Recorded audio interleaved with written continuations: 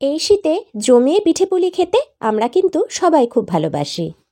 আজ খুব সাধারণ একটা পিঠের রেসিপি নিয়ে এসেছি। দেখতে মালপোয়ার মতন হলেও এই পিঠেটার নাম গুড় পিঠে বা আদোসা। তবে এই পিঠেটা তৈরি করার সময় প্রাথমিকভাবে বেশ কিছু সমস্যার সম্মুখীন হতে হয়। যেমন অনেক সময় পিঠেটা তেলে দেওয়ার সাথে সাথেই ছড়িয়ে যায়, বা শেপটা ঠিকঠাক হয় না, বা কখনো কখনো একদম ফোলে না। এই সব সমস্যার সম্মুখীন আমাকেও হতে হয়েছিল, আর ঠিক কীভাবে আমি সেগুলো থেকে বেরিয়ে এসে একদম পারফেক্ট পিঠে তৈরি করতে পেরেছি সেই সমস্ত টিপস অ্যান্ড ট্রিক্সও আপনাদের সাথে শেয়ার করব, একদম ভিডিও সহ। নমস্কার বন্ধুরা, আপনারা দেখছেন অ্যাসর্টেড রেসিপিজ, আর আমি সুচিস্মিতা। একদম পারফেক্ট গুড় পিঠে কীভাবে তৈরি করবেন আজকে সেই রেসিপিটাই আপনাদের সাথে শেয়ার করছি। আজ সমস্ত মেজারমেন্ট আমি একটা কাপের সাহায্যে করে দেখাচ্ছি, যাতে আপনাদের পক্ষে বুঝতে সুবিধা হয়। 1 কাপ আমি এখানে নিয়ে নিয়েছি শুকনো আতপ চালের গুঁড়ি, যেটা বাজার থেকে কিনে আনা। ওই একই কাপে মেপে 1/3 কাপ দিয়ে দিচ্ছি ময়দা। মেজারমেন্টগুলো কিন্তু ভীষণ ইম্পর্টেন্ট বন্ধুরা, কোনোভাবেই ভুল করবেন না। দিয়ে দিচ্ছি 1 চা চামচ লবণ। সমস্ত শুকনো উপকরণ একটু ভালো করে মিশিয়ে নিচ্ছি। এবার ওই একই কাপে মেপে দিয়ে দিচ্ছি 1/2 কাপ খেজুর গুড়। এখানে আমি যে লিকুইড খেজুরের গুড়টা পাওয়া যায় সেটা ব্যবহার করছি। তবে এই লিকুইড গুড় বা ঝোলা গুড়টা যদি আপনারা না পান, তাহলে 1/2 কাপ জলে পাটালি গুড় গুলেও আপনারা ব্যবহার করতে পারেন। মানে একটুখানি ফুটিয়ে নিলেই এরকম আপনারা একটা লিকুইড পেয়ে যাবেন। তবে মাপটা কিন্তু 1/2 কাপ যেন হয় সেটা খেয়াল রাখবেন। আর বন্ধুরা, মিষ্টিটা একটু চেক করে নেবেন যেন মিষ্টিটা পারফেক্ট হয়, কারণ মিষ্টি পিঠে যদি মিষ্টি কম হয় তাহলে খেতে একদমই ভালো লাগে না। এবার ওই একই কাপে মেপে আমি নিয়ে নিয়েছি 1 কাপ লিকুইড দুধ। দুধটা একটু উষ্ণ থাকতে হবে, একটা আঙুল ডোবাতে পারি এইরকম উষ্ণ দুধ কিন্তু এখানে আমি ব্যবহার করছি। দুধটা কিন্তু এখানে উষ্ণ ব্যবহার করতে হবে, গরম নয়। খুব ভালোভাবে ব্যাপারটা একটুখানি বুঝে নেবেন বন্ধুরা। গরম দুধ কিন্তু ব্যবহার করা যাবে না, আঙুল ডোবাতে পারি এরকম উষ্ণ দুধই ব্যবহার করতে হবে। আর যে গুড়টা আমি ব্যবহার করেছি সেটাও কিন্তু রুম টেম্পারেচারে ছিল, ঠান্ডা কিন্তু ব্যবহার করবেন না। যে 1 কাপ দুধ আমি নিয়েছিলাম তার বাকি দুধটা দিয়ে খুব ভালোভাবে মিশিয়ে নিচ্ছি। আচ্ছা, ব্যাটারটা কিন্তু খুব সুন্দরভাবে খুব স্মুথ করে গুলে নিতে হবে প্রথমে।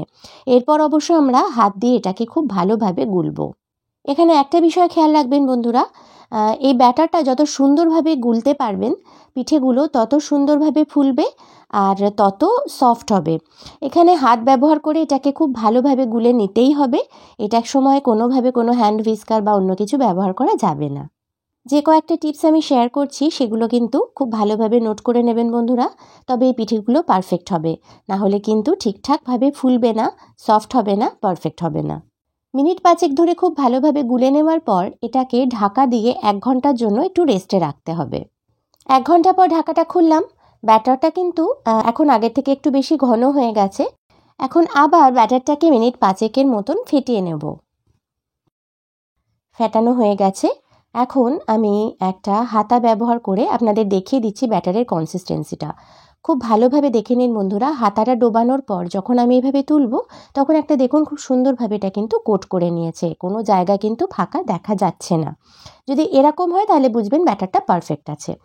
আমি একটু হাত দিয়ে এটাকে দেখে নিচ্ছি। দেখুন, হাত দিয়ে এটাকে যদি আমি এরকম একটা দাগ দিই তাহলে একটা খুব সুন্দরভাবে দাগ বোঝা যাচ্ছে, আর তা না হলে কিন্তু সুন্দরভাবে কোট করে রয়েছে। ঠিক এই রকম কনসিস্টেন্সির ব্যাটার কিন্তু আমাদের প্রয়োজন। ট্রেডিশনালি এই পিঠে সর্ষের তেলে ভাজা হয়, তবে আমি আজকে রিফাইন্ড অয়েলে ভেজে দেখাচ্ছি। এটা ভেজিটেবল অয়েল। তেলটা প্রথমে খুব ভালো করে গরম নিতে হবে, তারপর গ্যাসের ফ্লেমটা একেবারে লো করে পিঠেটা ছাড়তে হবে। এটা কিন্তু একদম খেয়াল রাখবেন বন্ধুরা, সেটা না হলে যে ঠিক কী হয় সেটা আমি এই ভিডিও শেষে আপনাদের দেখিয়ে দেব। 1 হাতা ব্যাটার আমি এরকমভাবে তেলের মধ্যে দিয়ে দিলাম, আর দেখুন বন্ধুরা কি সুন্দরভাবে এটা ফুলে গেল। আমি ভিডিওটা না কেটে সম্পূর্ণ আপনাদের দেখাচ্ছি। আর ধীরে ধীরে এটাকে লো টু মিডিয়াম ফ্লেমে ভেজে নিতে হবে। মানে একবার যখন পিঠেটা নিচ থেকে ফুলে ভেসে উঠবে তখন আপনারা ফ্লেমটা চাইলে একটু বাড়াতে পারেন। তাতে করে এই যে সাইডটা একটুখানি লালচে হবে বা একটু ক্রিস্পি হবে, আর মাঝখানের পোর্শনটা খুব সুন্দরভাবে ফুলবে আর নরম তুলতুলে থাকবে। পিঠেটা কিন্তু খেতে অসাধারণ হয় বন্ধুরা, একবার অবশ্যই এইভাবে করে দেখবেন। আর ভিডিওটা ভালো লাগলে চ্যানেলটাকে সাবস্ক্রাইব করে নিতে কিন্তু একদম ভুলবেন না। যাই হোক, এইভাবে উল্টে পাল্টে আমি ভেজে নিচ্ছি পিঠেটা।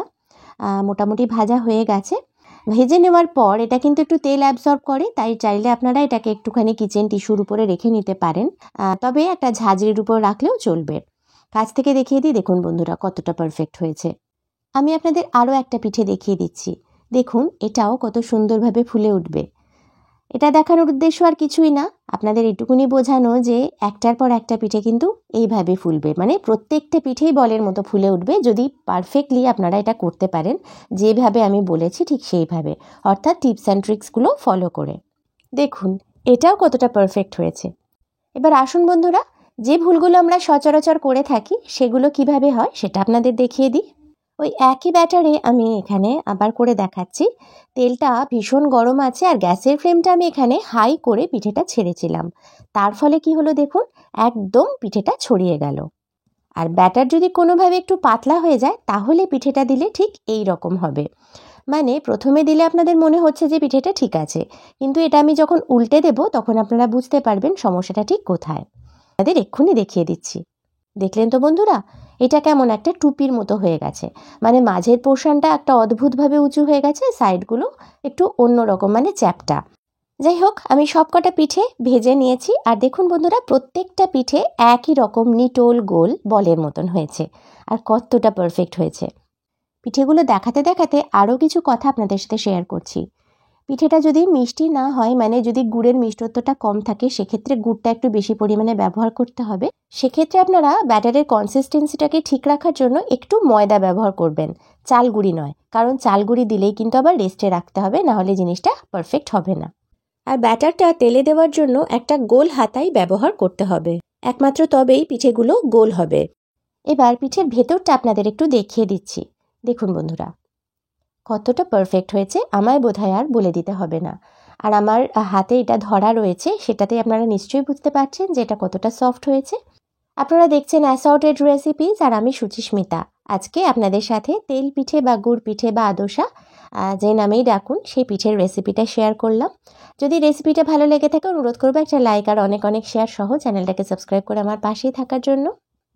আজ তাহলে এই পর্যন্তই, দেখা হবে আগামী পর্বে। Till then take care, bye by.